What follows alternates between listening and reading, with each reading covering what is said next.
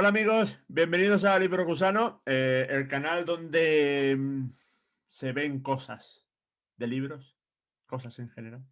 Ya ni sé cómo llamarlo.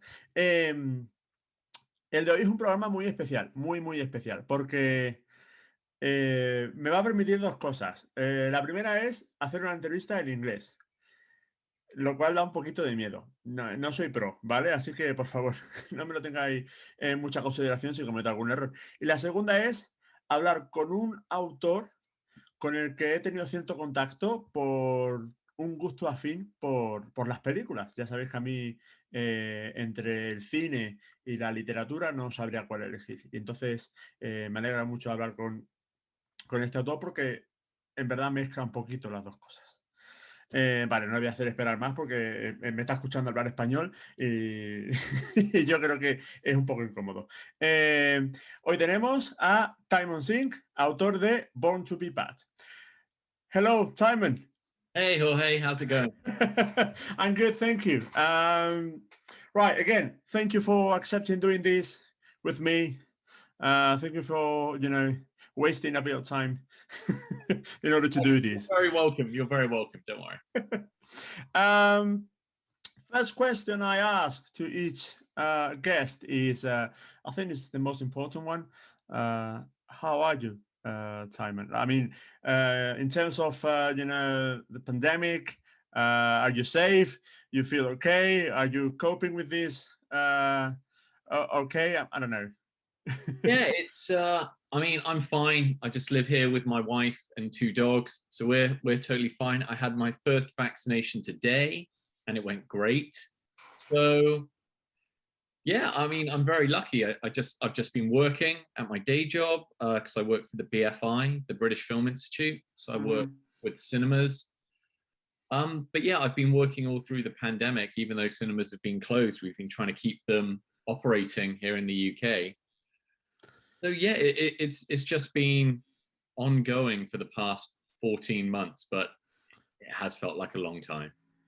Amazing. I mean, I'm a teacher myself, and I had to know how to learn how to teach online, like in a weekend or something like that. Even though I've been working as well, like same as you, I kind of feel at the moment that I'm getting fed up.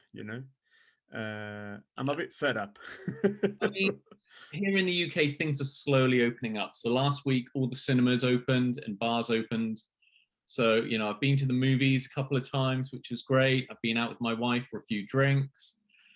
So, yeah, the sun's out and you kind of feel things are getting better. And I think with the first vaccination, hopefully we're on our way past this.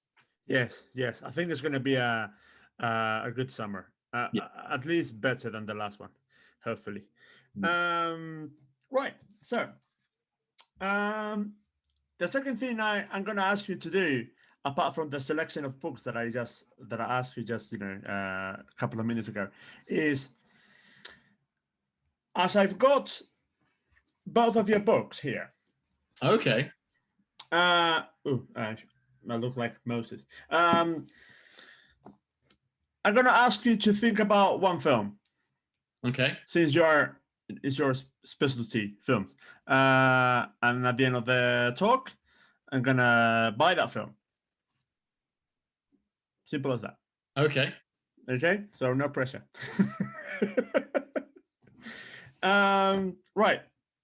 There are a couple of reasons that I ask you to be here with me.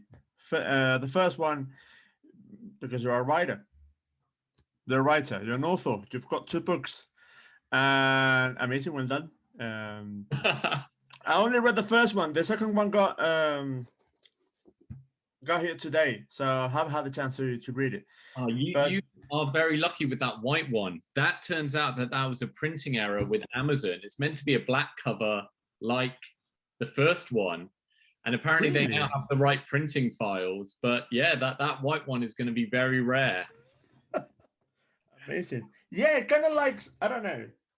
So it's I mean the pictures are, well, the pictures are, the drawings are supposed to be blue and such. Okay. But the white bit only is black like the first one. So yeah. Awesome. You've got a limited copy. You've got a limited edition. Amazing. I got the Spanish one, or for the first Oh one. yeah, I got the Spanish edition from Applehead. Applehead. Yeah. Great guys, by the way. Yeah, and the second reason that I asked you to be here with me is because you love films. I kind of like cinema as well. Probably I don't know as much as you do, but still, I think I might be able to follow your advice or something like that. Yeah, so it's a mixture of books and cinema. Having you here today, and I think it's for me is kind of nice because I'm like I said, I don't know if you make me choose between cinema and literature, I don't know what I would choose. Yeah. What about yourself? What about you? Did you feel more inclined to film, I guess? I grew up reading a lot of books. I was a big reader as a kid, but I was also a big movie fan. I found as I've got older, I don't know whether it's my attention span, but I'm reading less books. Or maybe it's because I've written my own books. I just don't want to do anything with books now, and I prefer to watch movies.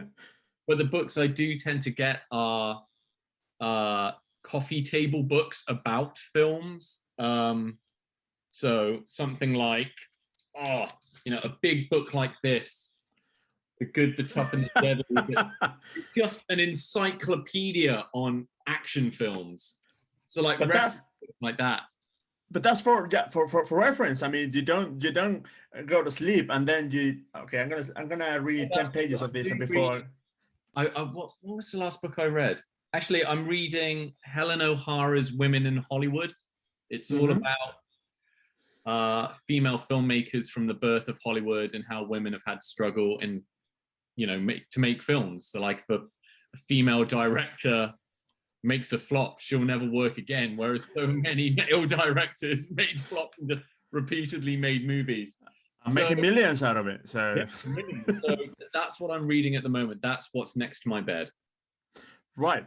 I have to confess, I haven't read a book about a film about cinema in a while. I need to get back on that. So, who is Timon Singh?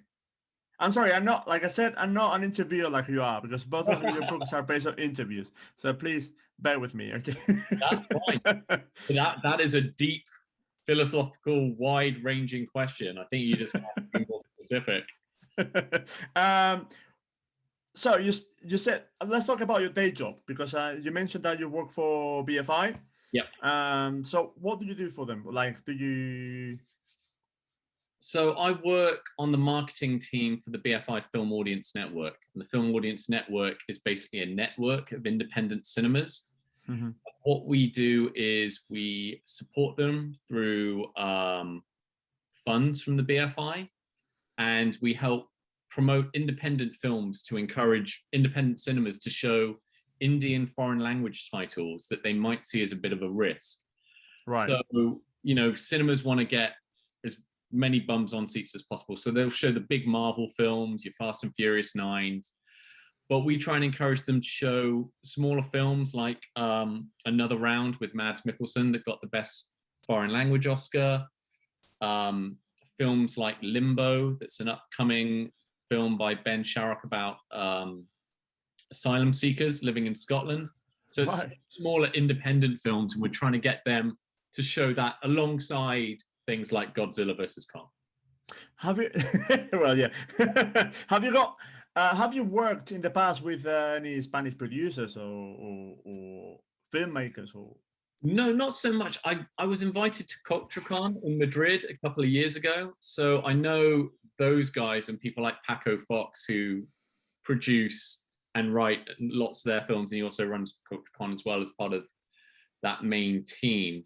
But I don't think I've yet worked on a Spanish film. We try and work on a lot of foreign language films. I try and support about 4 a year, but none just yet. Mm-hmm. Okay, let's give it a bit of time, I'm sure. Yeah, plenty of time. Right, let's talk a bit about one of my favorite things that you do is the Bristol Bad Film Club. Yeah. I actually got to know you. Well, got to know you. I know who you are because of that. Because of a screening of Street Fighter that you did at Cons of King Street. Yeah, that was ages ago. Yeah. Yeah, it was a long time ago, and I hope they are doing okay at Cons actually. And ironically, at CultureCon, they did their special Street Fighter event, and they had Stephen E. D'Souza, the director, there, and I Really? went with him and met him, and he Of wrote the course. intro to my first book. Yeah, so it's all circular. Street Here Fighter. he is. Yeah, here he is. Are you still doing it? Because last thing I knew, I heard about this is that you're doing it online, or trying to at least. Or is it still going? Or We did a few online screenings during the pandemic. So when cinemas were locked down, we did screenings of films that had just been released, like Verotica, which is weird if you haven't seen that, Glenn Danzig's film. And then also stuff that I could find for free on YouTube and therefore stream. Stuff like that, which is about, a man that turns himself into a salamander monster. But the thing is about the Bristol Bad Film Club is the idea behind it was to kind of get 100 or so people in a room, and we're all watching bad films together, and everyone's laughing and drinking and enjoying it as a group experience. And we haven't been able to do one of those now for 15 months. And so we did about 4 or 5 online screenings. And to be honest, it's just not the same. So I'm going to wait until we can go back to our old venue, the Bristol Improv Theatre. That holds about 100, 110 people. And I'm just going to wait till it's safe to do it in person, and we'll go back into the theatre and do it then, because I think that's the best experience. Yeah. I'm sure of it actually. I'm in love with the concept, to be honest.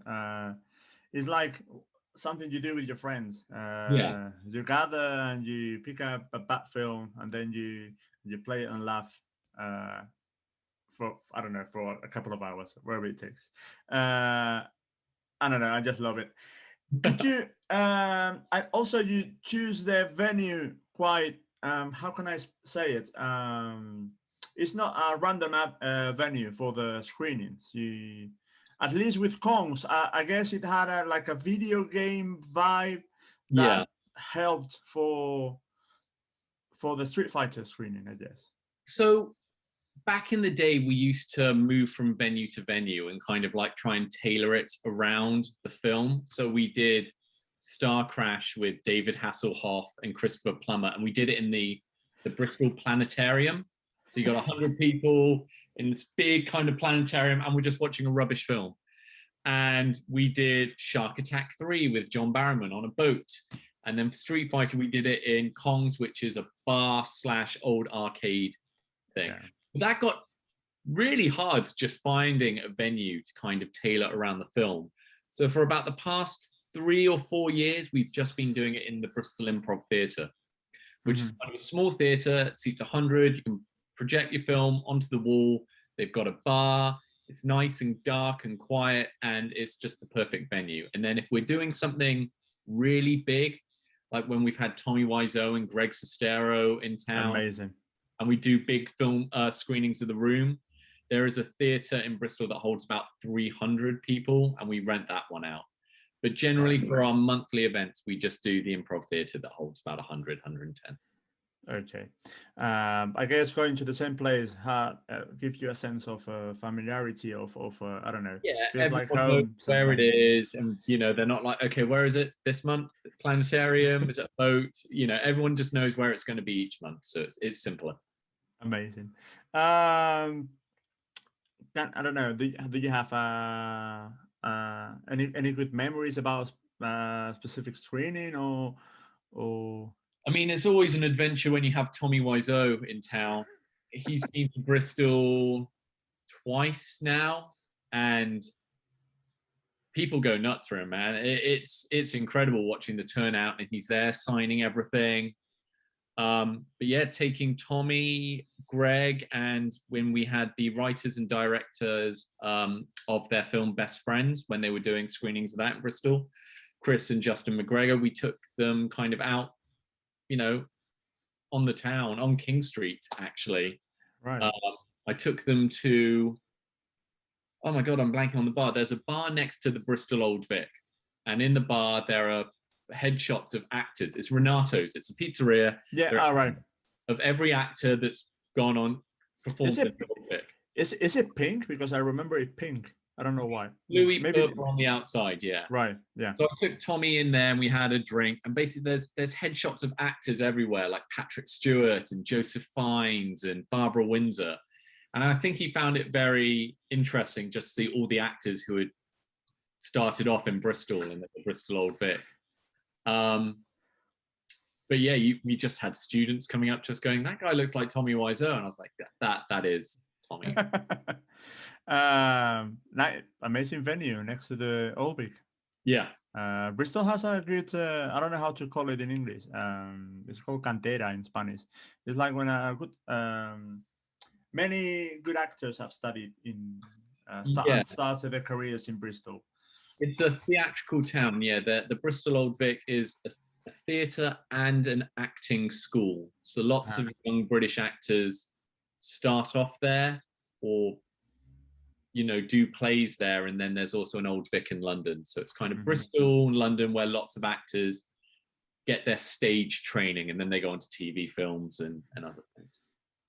For me, this kind of thing is unbelievable. I come from a small town in Spain, and any relation to film is, you know, non-existent. Yeah. So when I moved to Bristol, and I don't know, I found out that they closed King Street in order to shoot a special episode for Sherlock. Yeah. I was like, oh my God, am I living here in this place? Like it felt I don't know, maybe for you guys in the UK, you're so used to this that you don't notice it, but for me it was a huge thing, a really huge thing. Depends where you live. London, Bristol and Cardiff are the three cities where they do lots of filming, and also Birmingham in the Midlands. But growing up, the thing you knew about Bristol is Cary Grant from North by Northwest and all those great films was born in Bristol. There's Archibald Leach. So there's a statue of Cary Grant in the centre. And it's where Aardman Animations are based. So Wallace and Gromit, Chicken Run, that's all based in Bristol as well. And then as studios developed at Cardiff, because they do lots of Doctor Who in Cardiff, lots of filming would happen in Bristol. So Doctor Who, Sherlock, shows like that you would often just see filming going on around. So I know it was I don't know, it was great. They did a bit of Hellboy, if I remember. I don't know. Yeah, a little bit of Hellboy was here. Yeah. Okay, let's stop there. It was fine. I think I watched it I can't remember anything about it. Me neither. Me neither. I remember the bits that was shot in Bristol, but not much more than that. Okay, so let's talk about your book then. Right, so basically you chase famous villains in cinema, from action films, superhero films, and you ask them, do you want to have a chat with me? Pretty much the same of what I did with you. Yeah, pretty much. So the idea came to me. There is a podcast called I Was There Too, where the host, Matt Gawley, talks to bit part actors who are in famous movie scenes. So like the woman with the pram on the stairs in The Untouchables, talks to her, and the people who were the passengers on the bus in Speed. And I really enjoyed it. And then I also got this book that I'm going to recommend called Life of Action by Mike Fury, where he interviewed stuntmen, stunt coordinators, action stars, and it was all about their takes on working in the action industry over the years. So that's really good. So you got like Scott Adkins, Cynthia Rothrock, Which John. who you actually interview for the second part of your book? I did actually. So I like that podcast and I like that book. And then I was at a screening of RoboCop at the Cube in Bristol. And what I realized while watching that film for the 100th time and getting drunk is that while Peter Weller may be RoboCop, he is not having a good time in that film, whereas all the actors who played the bad guys are having a great time. You can clearly see they're all having fun. But what I realized is when everyone talks about RoboCop or does, documentaries, they always want to talk to Peter Weller. And I'm kind of like, clearly the more interesting people with the better stories and probably aren't as grumpy as Peter Weller are all the actors that play bad guys. Because you think about Arnie, think about Stallone and Bruce Willis. Bruce Willis these days is miserable. He does not want to talk to anyone. He's making rubbish films. And I'm sure his publicity manager keeps any interviews with people like me far away from him. But actors that play bad guys, they don't really care. They're not as big stars as Arnie or Stallone. So they'll happily sit down and go, yeah, no, I will tell you what it was like to be in Commando, or I'll tell you what it was like to, do martial arts scenes with Jackie Chan in his films. So I managed to track down a whole range of actors from like Vernon Wells, who's Bennett in Commando, and Guth Rethwich, who's a big bodybuilder who played Buzzsaw in The Running Man, and Benny the Jet Urquidez, who trained the actors in Street Fighter, was fought Jackie Chan, and then British actors like Paul Freeman, who played Belloc in Raiders of the Lost Ark, and David Warner, who's been in Tron and Titanic. So many different types of actors, and they all had different stories about how they got into acting, what it was like being in these big films, and their careers afterwards. So for some, it was great. It was like their big break. And then for others, they were kind of like, yeah, I was in a Bond film and I was in Die Hard, and then I thought I was going to get more acting jobs, and I never did. And so everyone had a different story. And that basically took off. And I spent the last couple of years writing a follow-up because there were so many actors that I didn't get the first time round that I was like, I just felt I had left too many actors off the table. So I was like, I'm going to do it again. I need more. You did a selection, or you published what you could? No, I did a whole bunch of interviews for the first book, and then a lot of people said no the first time around, like, like agents, managers, like, oh no, he's too busy, he doesn't want to do this. And then once I did my first book, I was like, no, look, I actually wrote this book, it's a proper book, and I got all these actors. The second time round, you got agents, managers going, okay, we'll do it this time round. So I managed to get people like Robert Patrick and Stephen Lang from Avatar, who I couldn't get the first time round, but I think their agents and managers were a little bit more forgiving this time. Faces that everyone recognizes, actually. Yeah. Everyone recognizes, yeah. Amazing. Because people like Stephen Lang, he disappears into his roles. He looks very different from in like Tombstone, where he's like, got a ratty beard and big hat. He's kind of drunk. And then you look at him in Avatar, where he's just ripped. Like, you can barely believe it's the same guy. That man is a chameleon. I bet you hear amazing stories. The good ones are actually in the books. When I was reading your book, I kind of felt that these guys were very happy doing what they did. They have very, even though they weren't the most famous actors. I mean, people will recognize their faces, like I said, but they weren't like famous. Or I think they were pretty happy and they enjoyed their work a lot. And I'm sure that they were able to transmit that to you in the interviews.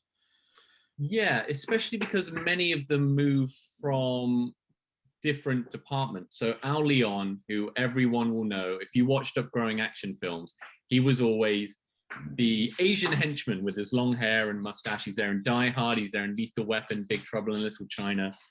And his career went from like being a stuntman to he wouldn't say he's an actor, but a more noticeable stuntman. So he's fighting Brandon Lee in Rapid Fire, and then he went on to be a stunt coordinator. And he's had an incredible life. So yeah, all these actors have had very different careers, from starting out maybe as a ballet dancer and then kind of getting into stunt work and then becoming an actor. And others have directed and others have produced. So yeah, everyone has a different story. Amazing. I can't wait, to read the second one. And so looking forward to reading it. It just came today, so give me a couple of days, all right? I don't even have a copy of it yet, so I'm very excited that someone, yeah. Really? You don't have a copy yet? Oh, I was hoping we could do this together. Okay, never mind.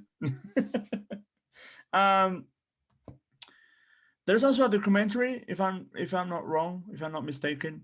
Yeah, so after I wrote my first book, there was a documentary that was going into pre-production called In Search of the Last Action Heroes, that was going to be all about how the 1980s saw a massive growth of not just action movies, but action stars. It's when Schwarzenegger and Stallone became the biggest things in cinema. So I messaged the production team and I was like, I've just interviewed like a whole lot of these actors that you would probably want for your documentary for my book. And they were like, come on board. I got made a co-writer and producer, and then I got sent out to LA to do lots of interviews with people that I'd already interviewed for my book. So I got to interview directors, producers, and then I went to go see Vernon Wells and Ronnie Cox at their homes and finally give them personal copies of the book, and then also interview them for the documentary.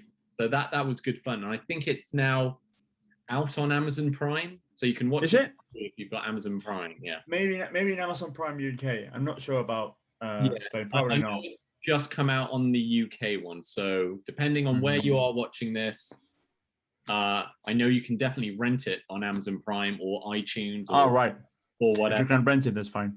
Yeah, but I know it's currently free on Amazon Prime UK as of the end of May. Right.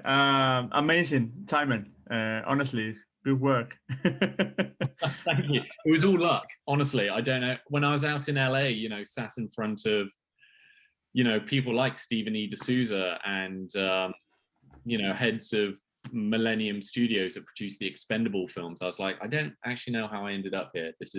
I'm very lucky to be here. That's maybe sorry about going back to the Bristol Butt Film Club. Are these directors aware that the reason that you're projecting their films is because you're in a club called the Bristol Butt Film Club? Some of them are. Some of them, what's a polite way? I say it's a genre film club, and it's a celebration of their films. Stephen E. D'Souza was very generous. I think he knows full well that Street Fighter at the time was regarded as a flop. Even though it made its money back, it was quite a big commercial hit, but a more of a critical flop. And so over the years, it's got a cult following. And I think that he is very well aware of that some people might enjoy his film ironically for the campness, or that it's been seen in a kind of, it's just fun to watch. People like him are fine with it.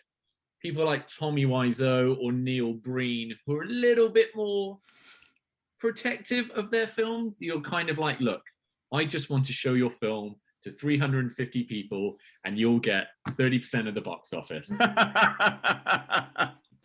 I mean, of course, even though it's called the Bristol Butt Film Club, it's a celebration of cinema. It's a celebration of these films. It's we don't care that we don't really care. We just want to have fun and appreciate your work. Actually, yeah. Technically, they are bad on some sort of filmmaking acting level, but they are a joy to watch. And I would rather watch something like Tommy Wiseau's The Room, that on a basic level is not a good film, but is so entertaining, rather than something like Transformers Age of Extinction, that is a very competently put together action film, but it's very boring to watch. Yeah. In these films, my feeling is that I can feel a sense of I mean, I can feel like a love for cinema in this production. That's why I love them, because they don't care about anything. They just do what they want, and You can definitely feel the passion. Like Tommy Wiseau yes, has a that's what I passion mean. for a story. He's just doing it terribly on every level, but that there is a passion, and that is undeniable.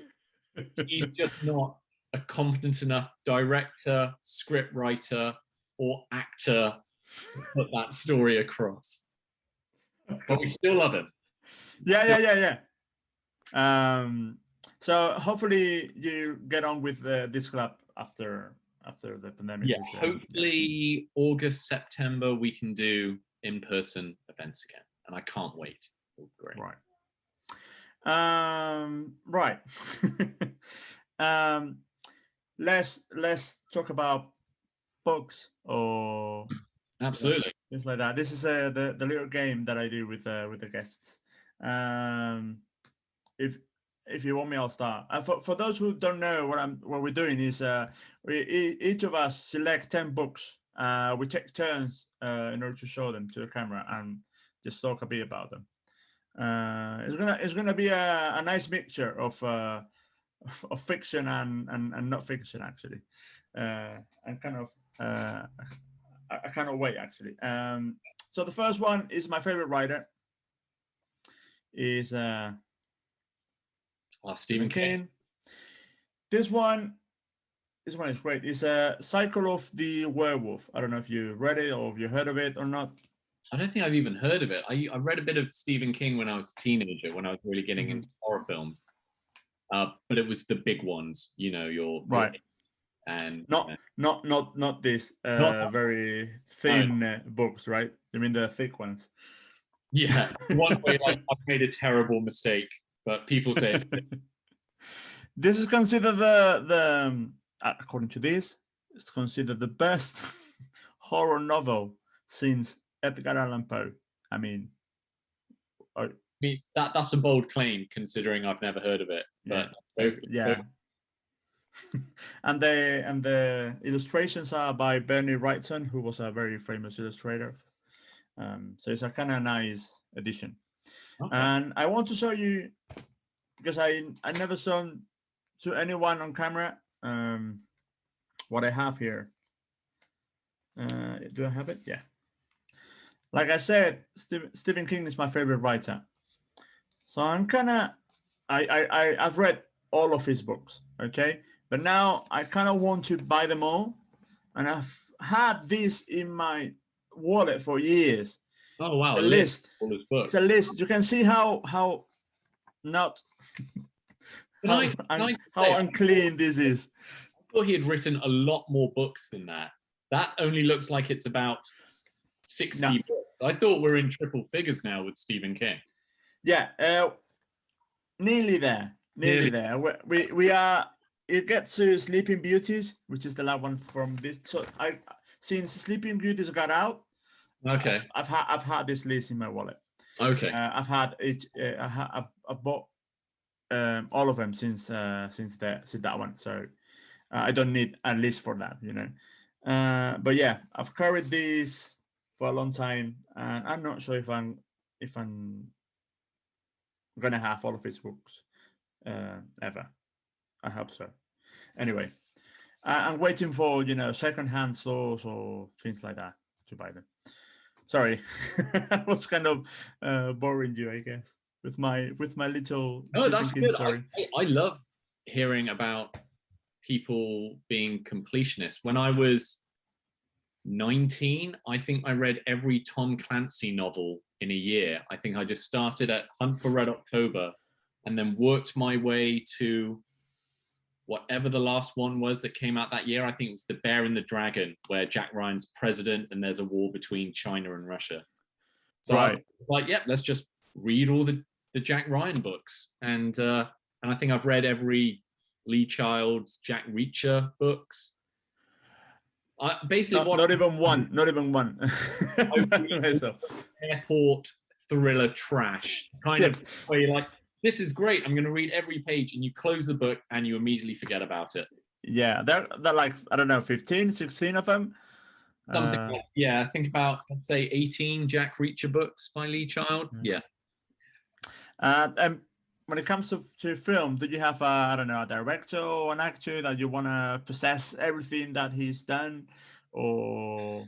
I mean, there are actors and directors who you grew up watching that are always going to be a big part. So, you know, someone like, and it's a very lazy answer, but Steven Spielberg, you know, because I grew up watching all his films, if he's got a new film out, I will go see it.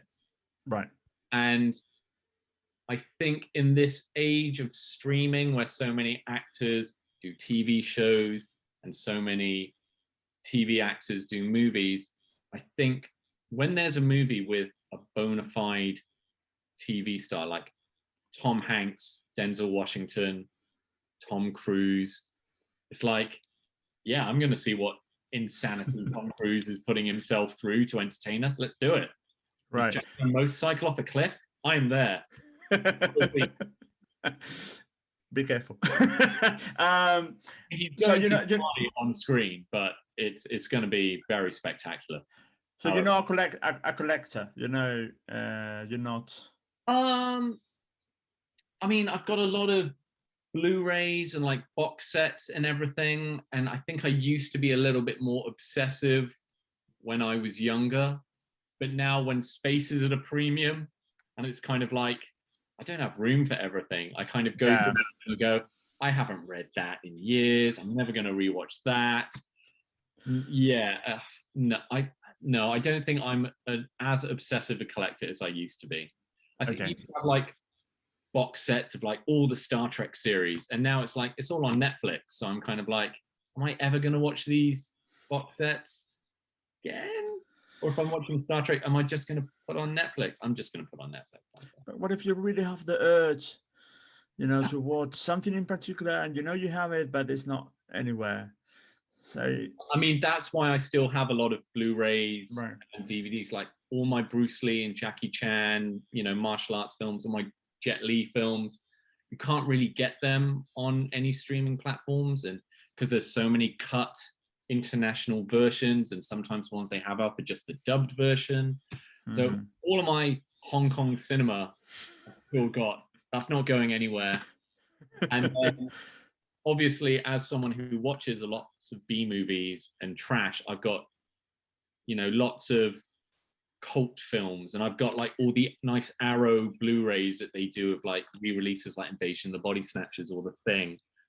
And then I've just got trash where you know it's not going to be on any streaming service because it's rubbish.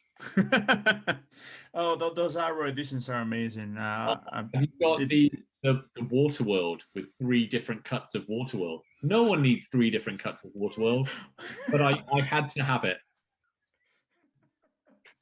I don't know. I'm not going to ask. It's your turn, actually. your turn. Sorry, Timon, to show a little. Yeah, book. Right, okay, because of, you know, the Bristol Bad Film Club. If anyone is interested in films that are so bad they're very entertaining, I'm going to introduce my friend's book, The Bad Movie Bible by Rob Hill. So Rob does bad film quizzes with me. He's worked on a whole bunch of books, and he's just brought out another one that's the A to Z of superhero films. And it's not like Iron Man and Superman. It's got Bangladeshi RoboCop and all the Spider-Man films that were made in Turkey in the 70s. It's comprehensive, honestly. If you think, and obviously as soon as he published it, it's out of date with all the new Marvel stuff, but it's really like, if you want to know what Hungarian Superman films were made in 1950, it's all in there. But there's the Bad Movie Bible, and then there is also this book by a journalist called Michael Adams. It's called Showgirls, Teen Wolves, and Astro Zombies. And it looks great. And we spent a year watching a bad movie a day and how he got on with it. So a film critic's year-long quest to find the worst movie ever made. How is he now? Did he recover from? I think after the therapy and his wife yelling at him as more and more bad films came through the postbox. And now he thinks if there's not a werewolf in the film, this is rubbish, right? Exactly. You need some sort of vampire. Yeah. Great. So my turn. Yep. I'm gonna show a couple as well. Dear Laura by, I don't know how to pronounce her name. It's a Restorian author as well. Gemma Amor. Amor is a Spanish word. For love. It's a Spanish for love. So I don't know how to pronounce it in English. She is from Gemma Bristol. Amor. You should just have her on and ask her. I know. Yes, I will. And she said yes. She said I'm yes. the happiest man in the world. Yes, she said yes. So I'm gonna be talking to her quite soon, hopefully. I don't know. There's no story behind this book. Most of these are to be read because I don't live here. I'm just temporarily here. So most of these are just books I bought and I'm gonna read eventually. You know. So yeah, this looks quite good. It's a Bram Stoker nominee. Nice. So must be amazing. Spanish horror. I don't know how to say it. Spanish horror author Carlos Sisi Varsovia. Nice. Haven't read it yet. But a couple of years ago, I met the author in it's called a festival. But I don't know if I should call it a festival. It was about books. Literature festivals, book festivals. That's the thing. Book festivals, yeah. It was about, it's a science fiction, fantasy, and horror book festival. And I met him there. He was really nice, and I got his book. Carlos, if you're hearing this, I'll read it soon. I promise. Anything else that you have? Yeah. Okay. So, if there's one thing more that I love than movies that have been made, it's movies that were never made. So I've got David Hughes's Tales from Development Hell, and it's about all those films that were planned to be made by filmmakers that for whatever reason got cancelled. So like John Borman was going to make Lord of the Rings back in the day, but it got cancelled and he ended up using all the costumes in Excalibur. So this is like the stories of like Crusade that Paul Verhoeven was going to make with Arnold Schwarzenegger. You've got James Cameron's remake, The Fantastic Voyage, Darren Aronofsky's Batman Year One. So many films that were almost made and then just collapsed for whatever reason. I've got, I think, 3 or 4 books on like the best movies never made. Like never made. Bricks, Napoleon, and yeah. So there's a list. There's a list in Hollywood called, I don't know, is it called the Blacklist or something? Blacklist, yeah. Yeah. That's about scripts though. That's scripts that have been written and not yet made. These are films that were so close to getting made. Like they had actors, they had directors on board, everything was all ready, and then it just fell apart for whatever reason. Right. Like Tim Burton's Superman. Oh. Like, yes, I think that might be in here. If you've not seen that documentary, The Death of Superman Lives, with I think Kevin Smith's in there, Tim Burton's in there, but yeah, Nicolas Cage was going to be Superman. Man, I think that might be in here actually. Let's have a look. Superman. You mentioned. I don't know how to pronounce it in English. Jodorowsky. Darren Aronofsky. Yeah. Yeah. Is Dune there as well? The third project of Dune. I think that's definitely in one of the books. David Hughes also wrote the greatest sci-fi films never made. So never made. That one. So there's this one and the greatest sci-fi films never made. It's the same author, David Hughes. But I think that might be in that one. If not, it's definitely in another book I've got about best movies never made. There's also a podcast that I listened to called Best Movies Never Made. They definitely covered Dune on that one. So. Right. I might change my mind. Instead of a film, I'll buy one of those books because they look great. They look amazing. They look, I don't know, I mean, very. if you're a big film nerd like Yeah. I am, and you're going to get guests on who will happily talk about horror literature Mhm. and everything. But these days, it's always airport thrillers that are rubbish. No one really wants to hear about that. Or it's just big history books or big coffee book tables on films. That's really it. It's really all I'm reading these days. I don't have them here, but I've got a book on Hammer history. Yeah. Wait right there.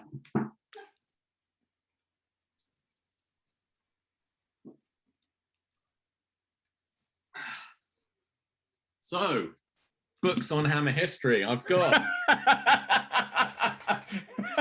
The Art of Hammer. Wow. Are those the posters? These are all the posters, all the different. Amazing. I've seen it, but. And I've got the Hammer Vault, which is like a history of the Hammer movies, up to like the new ones they did of Woman in Black. Woman in Black, yeah. And then also Hammer Glamour, which is a tribute to all the Hammer ladies and, you know, movie starlets. So, I mean, I love a good poster, movie poster. So there's this. And then something else that I was going to show you, this just counts as me talking on all over mine, was the Art of the B-movie poster. Because I think these movies had the great poster. I'm just going to open this to any random thing. And it's just amazing. It's just amazing. Just the craziness that movie posters used to be instead of like photoshopped heads or whatever. It's just, and this just covers like every genre from crazy sci-fi to zombies to female prison movies. I think there's a nunsploitation like subchapter in here just for, you know, people that want to see crazy nuns. So yeah, the Art of the B movie poster and Hammer. If you like horror posters, I would definitely recommend these. Huge fan, actually. Huge fan.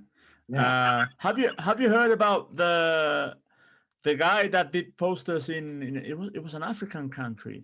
Yes. He does all those kind of posters that look nothing like the actual ones. Is it Ghana? I want to say Ghana. And they did of all of them. And yeah, they look spectacular. I think it's kind of a I don't know how to say it, like an art that we lost a while ago. I don't know. It's probably not the movie poster. Yeah. So they all look the same nowadays. Yes. I mean, that is why, talking about movie posters, do I have it here? Yeah, I do. I'm amazed by the number of books about posters that you have. The Art of Bruce Struzan. So obviously, if you are probably of a similar age to you and me, Drew Struzan's movie posters were everywhere growing up. So obviously he did all the, what's that? There's a Shawshank Redemption one that he did. I don't even know where. Hook. See, Hook. Piece of art. Those kind of hand-drawn Indiana Jones, Star Wars ones that he did back in the day. You know, it should basically all be like that instead of. Did he do the original trilogy or the Star Wars trilogy? I know he did the remastered ones in '97, the special edition ones. Mm-hmm. Hang on, I'm just having a look. I don't think he did. No, they've got Indiana Jones in here. I think that was his first one. Oh, look, he did it. Masters of the Universe, though. That kind of counts. Geek out, Timon. Geek out all you want. I love Masters of the Universe. And yes, the Bad Film Club did do a screening of Masters of the Universe. Let me just look for a poster. Okay. Of a Spanish film. And have you ever heard about Torrente? Of course not. Don't think so. No, it's a spoof of, you know, police movies or cop movies. Kind of like The Naked Gun with Leslie Nielsen. Yeah, something like that. And I think one of the posters was made by The guy that did the Star Wars posters, but I'm not sure. Okay. Actually, I'm not going to waste more time on this. It doesn't really. Okay, I'll share a screen. 1 second. I'll show you.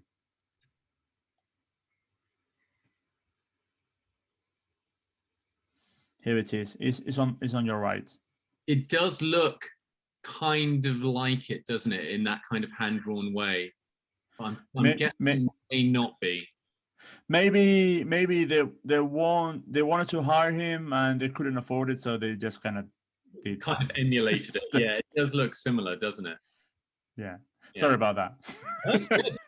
Like Struzan was doing Spanish action film posters. That'd be amazing. Probably not. Although a lot of money was invested in those films, so maybe there's a chance. Well, a lot of them. This is back in the day when it was the VHS market. So studios like Canon, who made films like American Ninja, they would literally sell the rights to films based on a poster. So it'd have a poster for like American Ninja or Bloodsport or Death Wish.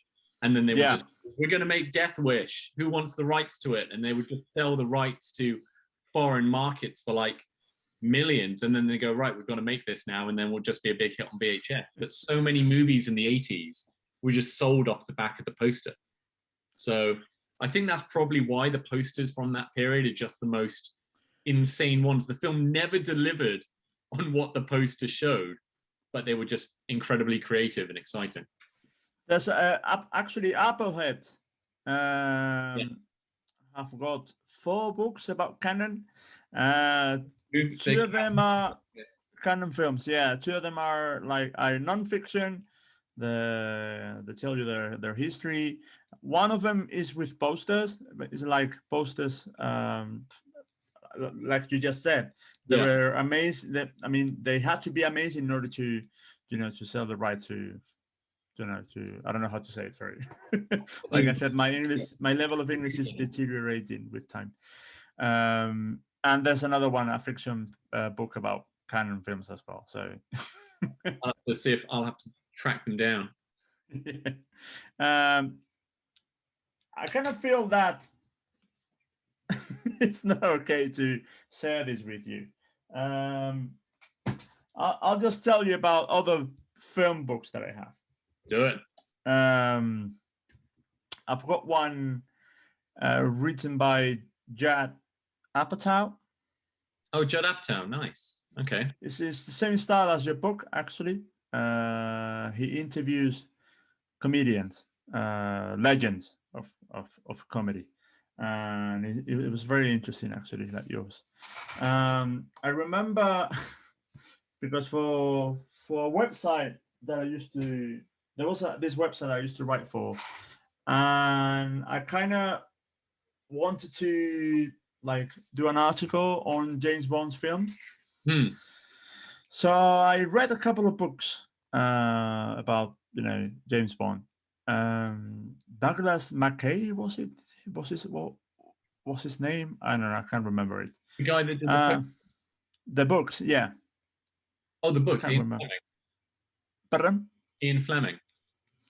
No. The guy that wrote the books about James Bond, not the guy that wrote James Bond. Yeah, I think I know who he's done a lot. I think I've got a bunch of his books, actually. Probably you have the same as me. And yeah, so it was I wanted to do them in 1 month. All of the films, all of the articles about the different films. There were 24 of them at the time. So it was kind of intense. I kind of need therapy as well. I bet, yeah. Yeah. Did you come out with a conclusion, like a favorite, or was there one where you were like, I'm never going to watch that one again? What did you come away thinking after watching all 24 back to back? That if I don't know, I came to the conclusion that James Bond was a lot was how you say it, misogynistic? No. Oh, misogynist, absolutely. Yeah, that's part of the character. There was this scene where I don't know. I think it was in The Spy Who Loved Me. the villain is a Russian spy, a female Russian spy, and of course,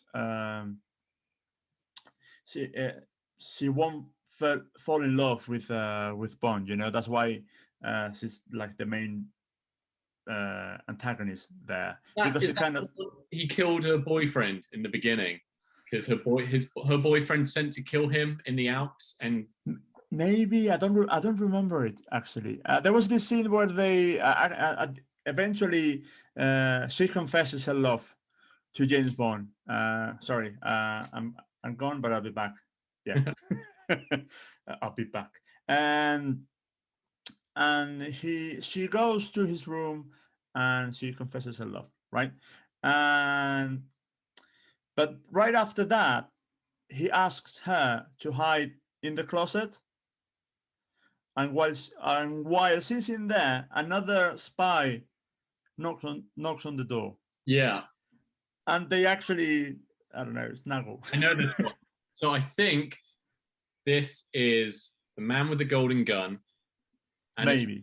Britt Eklund is playing Mary Goodnight, who in the books is Bond's secretary and has a big crush on him, and she's part of the operation.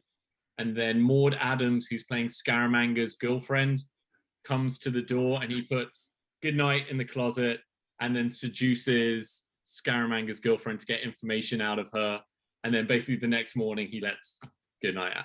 Yeah, it's not a great look, but yeah.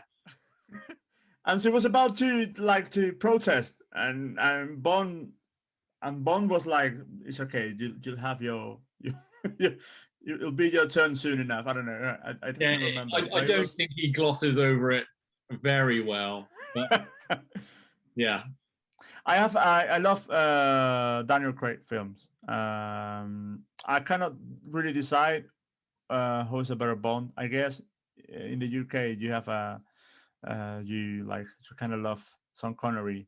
Oh no, debating who the best Bond is and who will be the next Bond. It's a national sport. Right. Football. Right. It goes football, cricket. Who's your best Bond and who will be the next Bond? That's basically it. I know you don't have much time, so I want to ask you to explain how you play cricket, because I don't know. I find it very boring, and I don't care. I also know nothing about football. You've definitely come to the wrong person for that. Yeah, I don't care. I'm half Indian. I should know about cricket. I know nothing about cricket. Yeah, I don't care about football either, so it's okay. We're not. I'm more into basketball. Yeah. Right. So if you have any more books to show me, 2 final books that are kind of very similar anyway. Guess what? They're on films. But seeing as the first cinema I went to go see when cinemas reopened was Godzilla vs. Kong, I thought I would show you my movies, Monsters in the Movies. By John Landis. By John Landis. So it's 100 years of cinema monsters, and it's got everything from like sharks to like werewolves to, hang on, I'm just opening up a page just to show you. So it's all divided into like myths and legends, and so it's got the Greek myths. So you've just got like a section of all the time there's been a Gorgon or something in cinema. And it's great. It's like just filled with photos and everything. And then on a similar monsters vibe, I've also got the Winston Effect, which is all about Stan Winston, who designed like some of the best monsters in the movies. So you got the Alien Queen, T-Rex from Jurassic Park, the Terminator, the Predator, and I think that's Pumpkinhead from the film, the Pumpkinhead films. I haven't watched the Pumpkinhead films, I think. All the others, yeah, I recognize, but not. So I think Stan Winston died in 2010. I think the last thing he did was he worked on the first Iron Man film because he made them like an Iron Man suit. And I think basically his proteges have taken over in it. I've forgotten what the studio's called now, but yeah, this is, again, it's just a very nerdy book about, hey, look, here's how we designed the Terminator and made masks of Schwarzenegger's head. And So if you're into filmmaking and how they did that and behind the scenes nerdy stuff about animatronics and dinosaurs and aliens, the Winston effect. I'm gonna cherish this video, this interview, because that was an amazing display of books that I'm not sure I'm gonna be able to have in Spanish at least. Oh, I mean, I don't really, but yeah, they don't look cheap.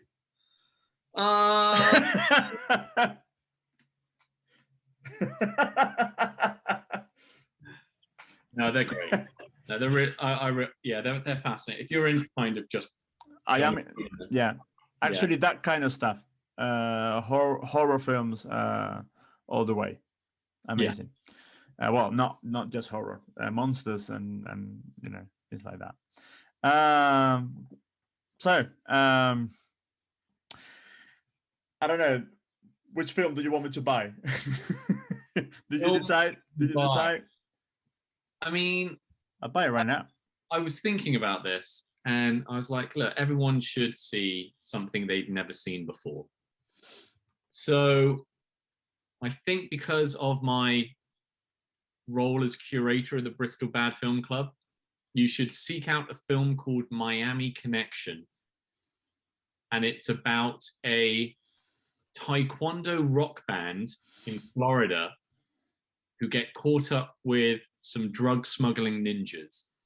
And it was made in the 80s. It's the most 80s film you'll ever see. You can find the trailer on YouTube. But Miami Connection, if you've not seen it, see it. You won't believe your eyes, and you will henceforth judge your life the time before you had seen Miami Connection and the time after you've seen Miami Connection. It's gonna have to be a different one. On Amazon, I found it, and is you can find it new, a Blu-ray, and it's new, starting price 164 euros. It must be really, really, really good.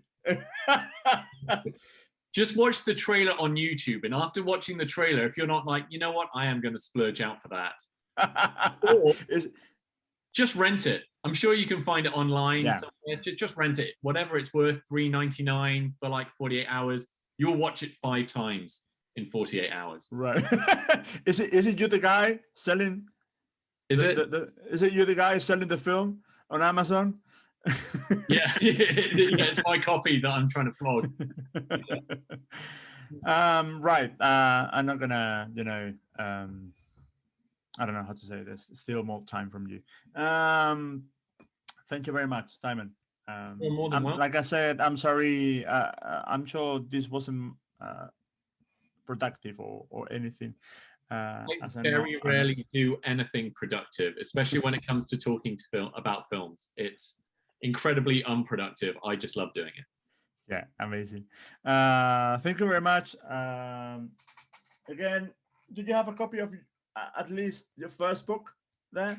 I have the Spanish version. Let me get that. Really? Amazing. Oh. So here we go. Here's the English version, Born to be Bad. All right. Or the Spanish version. Sorry. 1 second. Yeah, this is a really nice picture. Born to be Bad. Yeah. Part 1 and part 2. You can get Born to be Bad on most books, online retailers. Order it. Get your local bookshop to get it in. And if you're in Spain, you should be able to get this the very same way. Again, support your local bookshop. Get them to order it in. Don't rely on Amazon. Even though they just bought MGM Studios, and now James Bond is owned by Amazon. This is interesting time. Yeah, hopefully be smashing workers' unions in the next film. It's going to be really controversial. It's a nice topic for another talk, maybe for another another interview, or maybe not. You shouldn't, you know, talk about it. Timon, again, thank you very much. You're more than welcome. And guys, please buy his books. Yeah, please buy his books. At least he should get money out of this. You know, lost hour. Thank you very much. Best of luck with everything, documentaries, books, whatever you want to do. Thank you. And Okay. thanks for having me.